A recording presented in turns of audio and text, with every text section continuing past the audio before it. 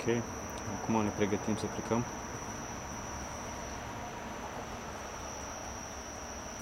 Am prins ceva pește astăzi. Ia, frumos, Asta e a doua rundă. Mai avem o rundă. frumos.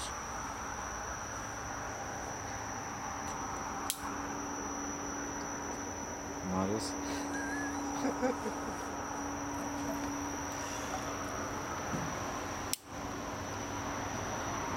Nice.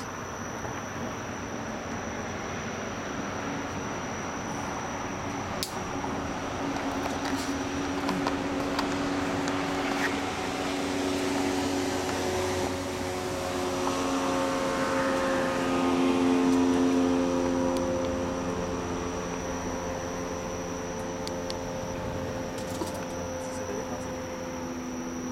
Așa? Se vede? E zi seara, acum plecăm, gata, pe ziua de azi. Să sting lampa, ok. Se vede bine așa? E Mai bine? foarte bine. Se vede fața, e beznă totală, numai lilieci și țânțari aici.